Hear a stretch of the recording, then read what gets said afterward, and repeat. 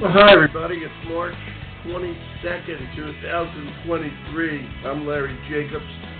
This is Pre-K-12 Education Talk Radio, and thanks so much for being with us today. We turn off the music here, now that we're all introduced, okay? Got our old friend Bridgit Durkan Laird here from Wings for Kids. That's the SEL program, wingsforkids.org, if you want to check that out. I'm going to get it's all linked here on the website where you're listening, but just so we did that wrong. Let's get this done again. Well, there we go. I was doing something on the computer here. Okay, trying to get this all up there for you.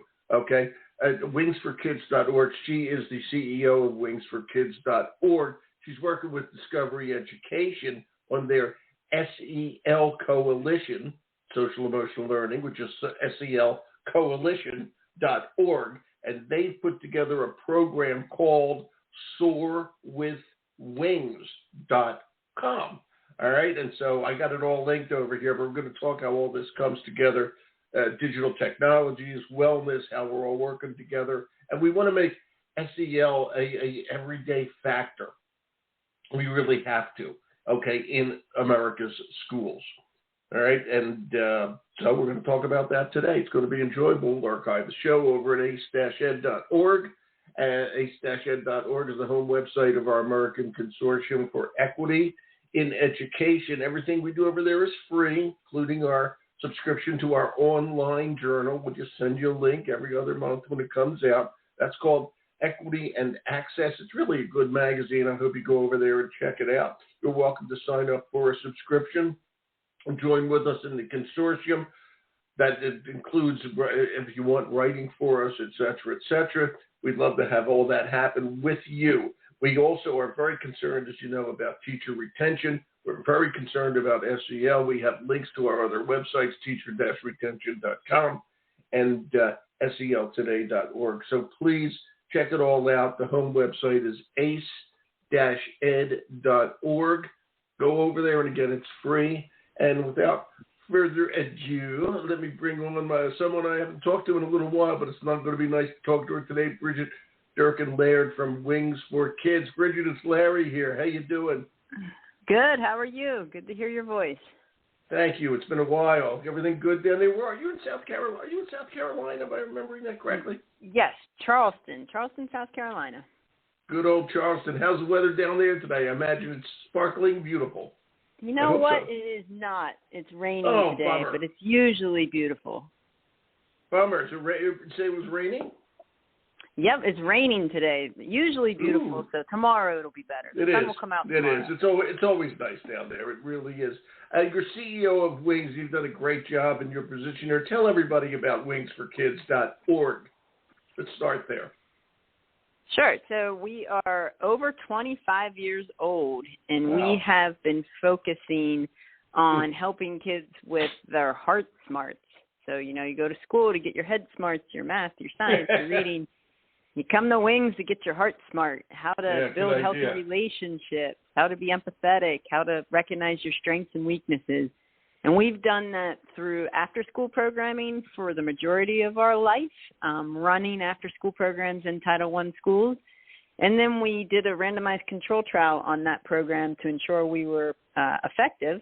And once we did that and found out that we are, in fact, effective, we grew to partnerships across the country so that we could partner with other schools and programs to help bring in our curriculum and our resources and our professional development.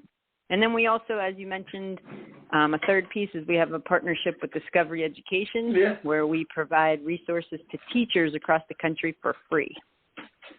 Excellent. That's very nice. We're going to talk about all this. Just talk about how Wings started. I seem to remember an interesting story back there. Okay? How did it all start? So our founder, her name was Jenny Deeren. She was actually at a point, she was at a point in her life where she was thinking, I have a successful career, but on the personal side, I feel like things are missing. The relationships aren't really where I want them to be. There's some things that I think could be better. And at that time, she picked up the book Emotional Intelligence by Dan Goleman. And she said, you know what? These are the skills I think I'm missing. And she decided to create a nonprofit that would get kids those skills earlier so they wouldn't get to her age and say, boy, I'm missing something. So we really were founded on, after that book and thinking about emotional intelligence and getting it together. And that was 27 years ago, believe it or not. And I've been there 25. So I took over for her 13 years ago. So you don't have to worry about it being you don't have to worry about it being temporary anymore. I think you're there. Wow, that's great. And by the way, I have to say that's a long time for social emotional learning. Okay, it's a long time period. Okay, but it's a long time in social emotional learning in schools time. Okay, because we're hot on SEL these days. Okay, and it's so important these days that we come to recognize it. But those who recognize it real early, I think it's just really important to remember all this. And you guys have expanded. I just got this note here from to Atlanta and North Carolina and South Carolina. And are you across the country now? What's going on with that? Yep. We have direct service sites that we actually run, and those are in Georgia and South Carolina and North Carolina. But we have partnerships across the country. So, for example, we have a big partnership with the YMCA of Metro Atlanta, where we help bring our programming and professional development into their programs. We have partnerships in California, Detroit, West Virginia, Wyoming, all over the place. We're very similar, where we're helping bring our essentially the heart smarts into these programs. And do you want? This is an important question because we're Education Talk Radio. Do you want to work with? You just said YMCA. Do you want to work with schools, or are you more interested in working? And I know with Discovery you do, but I'm just talking about Wings for Kids. Has it been more for schools or more for after school type stuff? It's really for both. We started in after school, and that's where we grew and kind of got our feet wet. And then we were able to move to in-school, taking pieces of what we learned from the after-school world into school. So we really have a mix right now. We're in both schools and after school. Cool. I just want to get all this straight now. And summer camp. Okay. Yep. And now let's talk about this. How'd you link up with Discovery? What happened there? You're good friends of mine. Yeah. So it was 2019, and they had gathered a group of educators around the table to say, what's the white? What are we missing? We're covering math and science and technology. What are we missing? And that was when the educators spoke up to say these critical, social and emotional learning, life skills, student wellness, whatever we're kind of calling it, saying we are missing that. And can you provide something to help us with that? And they connected with us because they knew that our work had, been evidence-based and we had been around for so long, to say, can we help create a program using your content, your evidence-based stuff, and put it in a digital format so that we can help meet the needs of our teachers? And that's cool. And by the way, you just said 2019. That's pre-pandemic. Okay. Yep. I just want to make that point because as SEL was important, again, for a long time. But with the advent of and I hope the conclusion of, as best we can, the pandemic, and there's nothing else like this, we're going to be better prepared next time. But we've run into challenges. And the challenges that are quote, social challenges in schools today are very, very tough. And so SEL, this was all figured out before the pandemic. So you guys are right on. My point is you're right on top of things there. And I think that's great. So, go ahead. Please. No, I was just going to say, and it really worked out because we were thinking we had a 3-year partnership, and we thought, okay, maybe we could reach about 1.5 million kids. But when March 2020 came, all the teachers were saying, oh, my gosh, we need help. And we actually ended up reaching over 4.5 million. So the need is there. The teachers recognize it, and the teachers really appreciated that they had a set of resources to go right to during that critical time. Yeah, and by the way, I have to always say this. We always talk about social emotional for the kids, okay? But the teachers are under a lot of stress too, okay? And the social emotional not only helps the kids, but it helps the teachers control the classroom. And they learn too, and they're able to control their frustrations, the pressure on them, et cetera, et cetera. So it goes it goes way beyond just helping the kids. It helps the whole school environment, and it helps the teachers and the educators, I might add, as well, right? Yeah, and that's what we always say. It's all about culture, and it creates a culture within, first, the school, and it's a place where kids want to be. They're happy, they want to go, they feel safe, they feel supported, and then that goes right into the classroom, looking at their teacher as a true support system within their life and understanding that they're really there and care, and then their peers, like I'm in a group of, classmates that understand and get me and are empathetic and will support me and will trust me. And those are all important factors when you're trying to learn because, there's so many things getting in the way right now that can really help so kids can actually learn in school. Yeah, it's just so darn important. So discover that this is like a 3-tiered thing. We got Wings for Kids, that's Bridgit, okay? And then Discovery has formed the SEL Coalition, as she was just saying, okay? And I'm just going to kind of read this. It's a well-being and education initiative providing the tools, resources, and approaches educators and students need to develop the foundational and healthy behaviors needed to be wholly successful in and out of the classroom, okay? That's the SELcoalition.org. Then the next level, so to speak, okay, is something they put together, okay, which is called SOAR, not S-O-R-E, S-O-A-R, SOAR with Wings. Got to be careful of that. I'm not talking about a hurt bird. I'm talking about SOAR with wings. Right? Yeah, they don't have SOAR wings, okay? SOAR, SOAR with wings, okay, .com. And you can go over there now. Now talk about this because this is key. Digital resources and SEL, okay? This is really important. And SEL is child wellness, teacher wellness, school climate wellness. How are the two things, the technology of discovery education, okay, mixing with the power of Wings for Kids? Just talk about that, Bridgit. Put the two things together.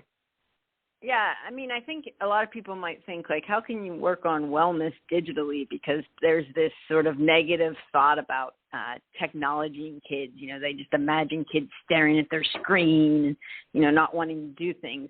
But it's quite the opposite. Digital resources that help the teacher in the classroom so that she can then have a implemented with fidelity program that she can put in front of kids and put out there and utilize to bring these skills into the classroom. And, the digital piece is having all of the training videos, having all of the activities and resources right there at his or her fingertips so that they can then bring it into the classroom. So it makes it easier on the teacher. And that, I think, is what's important, the ease of this. Because a lot of teachers, they have guidelines, they have academic standards, they have testing, all this stuff. And if you don't make it easy, then it can't be done because they just don't have the time. So what digital does is makes it quick and easy and effective. And it isn't kids just staring at a screen and, not utilizing their social skills. It's quite the opposite. It is these activities and trainings and resources that help kids come alive in the classroom and, become heart smart right there in the classroom. It's so important. And by the way, I'd be remiss if I didn't say that the Allstate, like Allstate Insurance, Allstate Foundation is also involved in this. Okay, I just want to give them a little mention here. Of course, they are quite obviously involved in it. Okay, so what grades is it? What grades is this for? Is this for K-12 or is it K-3? Where do you see all this working? It's K-6, but 7 and 8 can easily 7th and 8th grade teachers can easily adapt and utilize it as well. And the other part of this, and this is a key thing, and we all kind of know this, but I always like to say it. Social emotional learning cannot be a separate thing. All right? We were saying this before. It has to be part of the school climate. And teaching it, and by the way, I have to say something I say all the time. I really believe the education schools are way behind in this. I don't think there's an education school in the country, okay, that has taught a teacher how to teach social emotional learning. Okay, I don't think that's a course anywhere. All right, yet we throw it on them, and thank God, okay, that there are companies like this and websites like this, soarwithwings.com, that help teachers do what every single school district says they absolutely need. Okay, which is social emotional learning built into the curriculum, into the daily life of the school. All right, and I'm so glad you guys are doing this, and thank you Discovery, and thank you Allstate, and thank you Bridgit, okay, for making all this possible. So, how does a teacher incorporate all this into their day, Bridgit? And you guys are good at this, and so is Discovery. Yeah, I mean, so what is at the core of what we do is something called the Words to Live By. And it is a 7-stanza poem that the kids recite in our programs every single day. And it's actually kid-friendly words for the 5 competencies of social and emotional learning. Things like self-awareness, self-management, responsible decision-making. And what we've done at Discovery is take those words to live by and bring them to life. So it starts with a 25-minute virtual field trip of our kids walking through the words to live by in our program. It's only kids on this virtual field trip, no adults talking. And they walk through the words to live by and what they mean and the different lessons that are there. And the teachers share this in their classroom and watch it with their students. And then they have guides to follow up to say, these are activities that we can do around the words.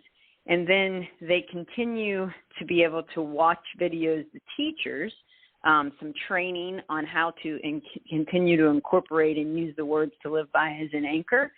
And then also there's lesson bundles to utilize to, again, bring that teaching in. So what you really have is the words to live by being infused into a classroom and providing the teacher the appropriate support. So, for example, one of the words, one of the stanzas is, I am a friend, I support and trust, working together is a must. So the kids now have this saying. So when you put the kids in groups, you can say, okay, everyone remember to be kind and caring to your group mates, and we're going to work together. Let's not give all the work to one person. Let's make sure we spread the work around. Or, another one is life is full of surprises that make me feel different ways. If I can control myself, I'll have much better days. So there's tons of surprises that go on in the classroom, right?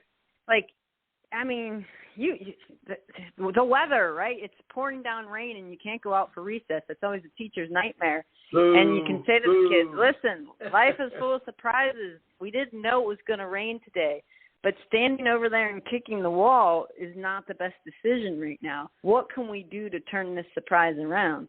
Let's brainstorm different things that we can do inside. And what happens is the kids hear the words over and over, and then they begin to utilize them in their own life. And it's great to watch it happen. Another one is, I understand others are unique. I want to learn more about everyone I meet. I want to step into their shoes and see what they're going through. And that's great for the classroom. Talk about recess. You have a kid that just transferred to the school. They're sitting on the swing set alone, staring, looking so sad. Well, kids like, man, I want to step into their shoes. It'd be really scary to be in a new school and not know anyone.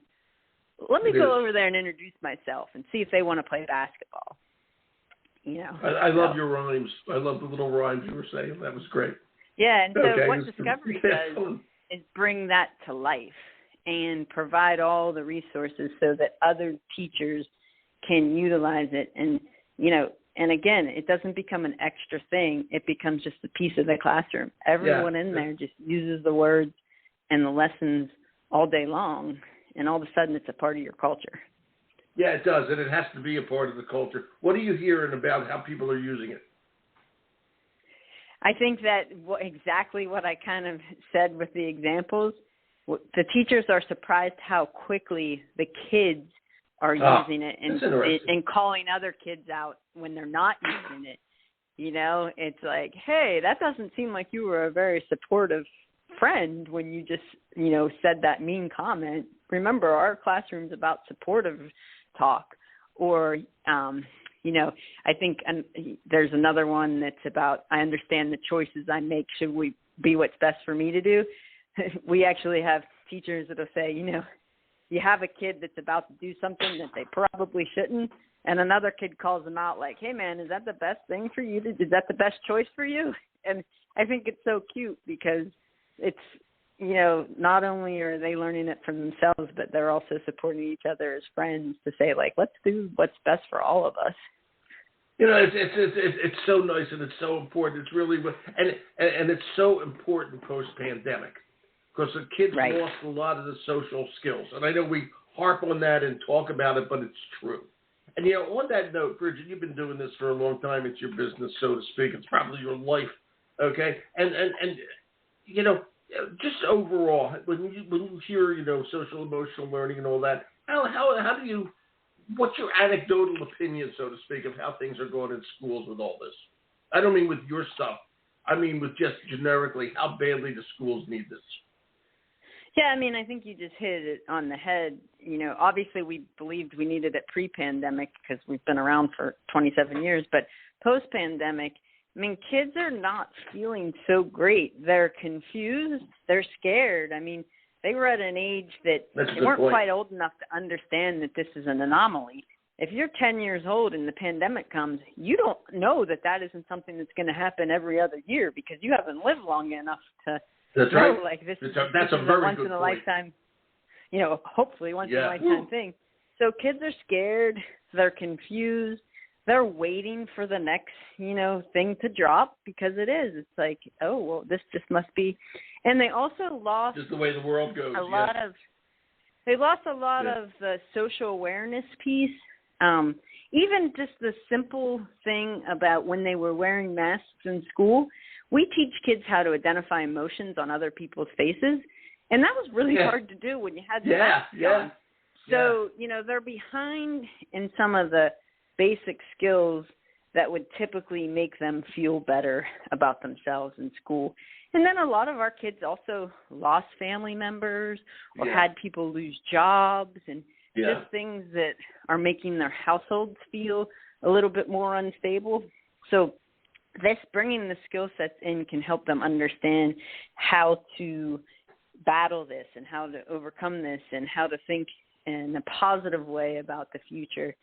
And I just think that, again, coupling that, obviously academics is critical and important. And if you couple the two, then they're not going to learn academics unless they're socially and emotionally ready. They're not going to. That's the challenge. Okay, we brought them back, but they weren't ready to learn yet. That's speaking generically. They weren't ready to learn. There was a lot of stuff going on in everybody's head. Okay, and all you have to do is look at the way the workforce has panned out. Everything's changed. Right. Okay, but you don't think it's changed for kids in schools? Of course it has. Okay, the routine was disrupted. Okay, and some people like the new routine better. And I love what you said, a minute ago. One of the things that we have to learn from the pandemic, and this is where social emotional comes in so strong, is that the unexpected does happen. It happens all the time, and let's face it, people drop dead. Okay, suddenly you don't have a mom or dad or a brother or sister or whatever. People die unexpectedly. Okay, tsunamis hit, whatever the case may be. Okay, and we have to learn to deal with that. Okay, we have to, and the pandemic is a classic example of exactly that. All right, and we're able to apply what we learned from the pandemic, but we got to make sure we're ready to learn it. Okay, and ready to understand it, and all the social emotional is going to make us more resilient for the future.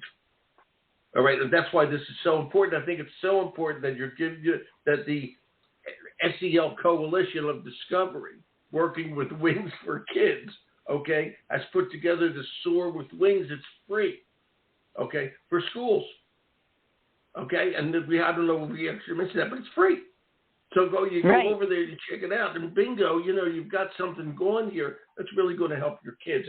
And I'll tell you, it's tough out there, and it's going to not only help the kids, it's going to help the teachers too. It's going to help everything. It really does.